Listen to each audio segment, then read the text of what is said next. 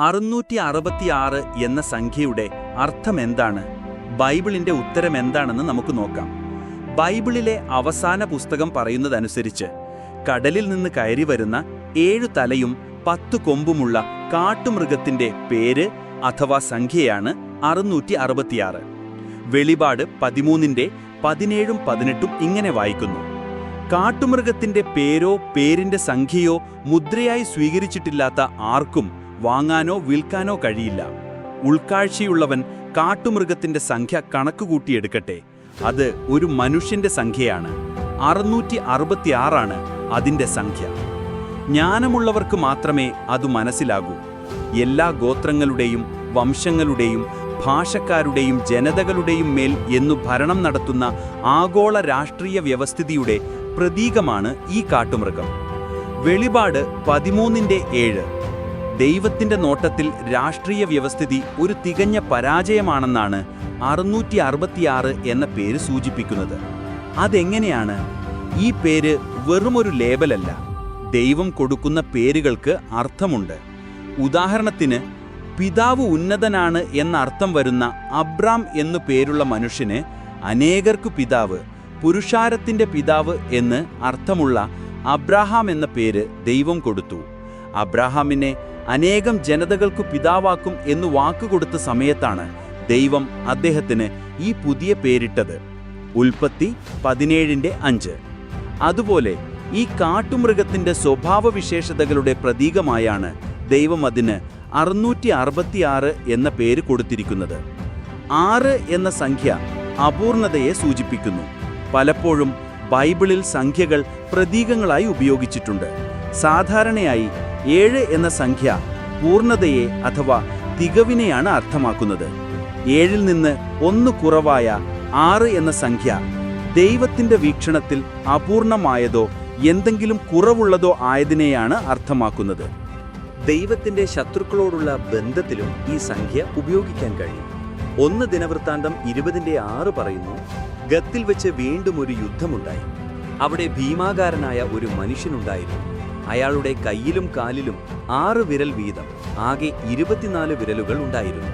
അയാളും റെഫായീമ്യനായിരുന്നു. തുടർന്ന് Daniel 3-ന്റെ 1-ൽ Nebuchadnezzar രാജാവ് സ്വർണം കൊണ്ടുള്ള ഒരു പ്രതിമയുണ്ടാക്കി. അതിന്റെ ഉയരം 60 മുഴവും വീതി 6 മുഴവുമായിരുന്നു. ബാബിലോൺ സംസ്ഥാനത്തിലെ ദൂരാ സമതലത്തിൽ അദ്ദേഹം അത് സ്ഥാപിച്ചു. അതെ, 6 അക്കം വരുന്ന സംഖ്യ ദൈവത്തിന്റെ ശത്രുക്കളെയും സൂചിപ്പിക്കുന്നു. മിക്കപ്പോഴും ഊന്നി പറയാൻ വേണ്ടിയാണ് 3 പ്രാവശ്യം ആവർത്തിക്കുന്നത്. ഒരു കാര്യം ഊന്നി പറയാൻ അത് 3 പ്രാവശ്യം ആവർത്തിക്കുന്ന രീതി ബൈബിളിൽ ഉപയോഗിച്ചിട്ടുണ്ട്. വെളിപാട് 4-ന്റെ 8 ഇങ്ങനെ വായിക്കുന്നു: 4 ജീവികളിൽ ഓരോന്നിനും 6 ചിറകുണ്ടായിരുന്നു. അവയുടെ ചുറ്റിലും അകത്തും നിറയെ കണ്ണുകളുണ്ടായിരുന്നു. ആ ജീവികൾ രാപ്പകൽ ഉണ്ടായിരുന്നവനും ഉള്ളവനും വരുന്നവനുമായ സർവശക്തനാം ദൈവമായ യഹോവ പരിശുദ്ധൻ പരിശുദ്ധൻ പരിശുദ്ധൻ എന്ന് ഇടവിടാതെ പറഞ്ഞുകൊണ്ടിരുന്നു. തുടർന്ന് 8-ന്റെ 13-ൽ പിന്നെ ഞാൻ നോക്കിയപ്പോൾ ആകാശത്ത് ഒരു കഴുകൻ പറക്കുന്നത് കണ്ടു. അത് ഇങ്ങനെ ഉറക്കെ വിളിച്ചു പറയുന്നുണ്ടായിരുന്നു: ഇനി കാഹളമൂതാൻ തയ്യാറായി നിൽക്കുന്ന 3 ദൂതന്മാർ കാഹളം മുഴക്കുമ്പോൾ ഭൂവാസികൾക്ക് കഷ്ടത കഷ്ടത കഷ്ടത എന്ന്. അതുകൊണ്ട് 666 എന്ന പേര് ദൈവത്തിന്റെ വീക്ഷണത്തിൽ മനുഷ്യരുടെ രാഷ്ട്രീയ വ്യവസ്ഥിതി ഒരു പൂർണ്ണ പരാജയമാണെന്നതിന് ശക്തമായ ഊന്നൽ നൽകുന്നു. നിലനിൽക്കുന്ന സമാധാനവും സുരക്ഷിതത്വവും തരാൻ അവർക്ക് കഴിഞ്ഞിട്ടില്ല. അത് ദൈവരാജ്യത്തിന് മാത്രമേ തരാൻ കഴിയൂ. കാട്ടുമൃഗത്തിന്റെ മുദ്ര. ആളുകൾക്ക് കാട്ടുമൃഗത്തിന്റെ മുദ്ര ലഭിച്ചെന്ന് ബൈബിൾ പറയുന്നു. മൃഗത്തെ ആരാധിക്കുക പോലും ചെയ്തുകൊണ്ട് ആദരവോടെ അതിന്റെ പിന്നാലെ ചെല്ലുന്നതുകൊണ്ടാണ് അവർക്ക് അത് ലഭിച്ചത്. വെളിപാട് 13-ന്റെ 3, 4 ഇവയ്ക്കുദാഹരണമാണ്. സ്വന്തം രാജ്യത്തിനോ അതിന്റെ പ്രതീകങ്ങൾക്കോ സൈനിക ശക്തിക്കോ ആരാധനാ തുല്യമായ ആദരവ് നൽകുമ്പോഴാണ് അവരിങ്ങനെ ചെയ്യുന്നത്. ന്യൂ കാത്തലിക് സർവ്വവിജ്ഞാനകോശം ഇങ്ങനെ പറയുന്നു: ആധുനിക ലോകത്തിൽ ദേശീയത്വം ഒരു പ്രമുഖ മതമായി തീർന്നിരിക്കുന്നു. ആഗോള യുഗത്തിൽ ദേശീയത്വം ഇംഗ്ലീഷ് പേജ് 134 എന്നതും ദേശീയത്വവും മനസ്സും ആധുനിക സംസ്കാരത്തെക്കുറിച്ചുള്ള പ്രബന്ധങ്ങൾ പേജ് 94 എന്നതും കൂടെ കാണുക. ഒരാൾ വലതുകൈയിലോ നെറ്റിയിലോ കാട്ടുമൃഗത്തിന്റെ മുദ്രയേൽക്കുന്നത് എങ്ങനെയാണ്? വെളിപാട് 13:16 പറയുന്നത്, ചെറിയവരും വലിയവരും, ധനികരും ദരിദ്രരും, സ്വതന്ത്രരും അടിമകളും തുടങ്ങി എല്ലാവരെയും വലതു കൈയിലോ നെറ്റിയിലോ മുദ്രയേൽക്കാൻ അത് നിർബന്ധിക്കുന്നു എന്നാണ്. ഇസ്രയേൽ ജനതയ്ക്ക് കൽപ്പനകൾ കൊടുത്തപ്പോൾ ദൈവം ഇങ്ങനെ പറഞ്ഞു, എൻ്റെ ഈ വാക്കുകൾ ഒരു ഓർമ്മിപ്പിക്കലായി നിങ്ങളുടെ കയ്യിൽ കെട്ടുകയും വേണം. ഒരു പട്ട പോലെ അവ നിന്റെ നെറ്റിയിൽ ഉണ്ടായിരിക്കണം. ആവർത്തനം 11:18. ഇസ്രയേല്യർ ശരിക്കും അവരുടെ കയ്യിലോ നെറ്റിയിലോ എന്തെങ്കിലും അടയാളപ്പെടുത്തണം എന്നല്ല ദൈവം ഉദ്ദേശിച്ചത്.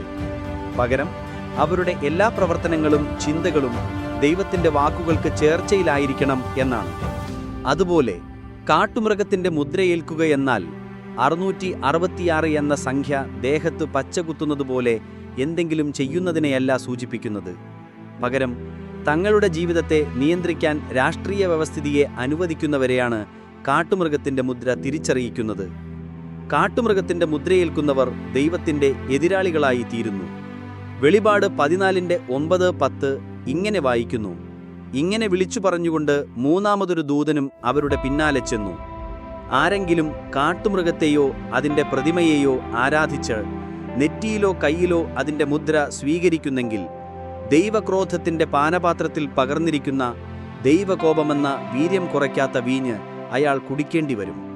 അയാളെ വിശുദ്ധ ദൂതന്മാരുടെയും കുഞ്ഞാടിൻ്റെയും മുന്നിൽ വെച്ച് തീയും ഗന്ധകവും കൊണ്ട് പീഡിപ്പിക്കും. തുടർന്ന് 19:20 പറയുന്നു, എന്നാൽ കാട്ടുമൃഗത്തെ പിടിച്ച് ഗന്ധകം കത്തുന്ന തീത്തടാകത്തിലേക്ക് ജീവനോടെ എറിഞ്ഞു. കൂടാതെ അതിൻ്റെ മുന്നിൽ അടയാളങ്ങൾ കാണിച്ച് ആളുകളെ വഴിതെറ്റിച്ച കാട്ടുമൃഗത്തിൻ്റെ മുദ്രയേൽക്കുകയും അതിൻ്റെ പ്രതിമയെ ആരാധിക്കുകയും ചെയ്തവരെ വഴിതെറ്റിച്ച കള്ളപ്രവാചകനെയും ജീവനോടെ അവിടേക്കെറിഞ്ഞു.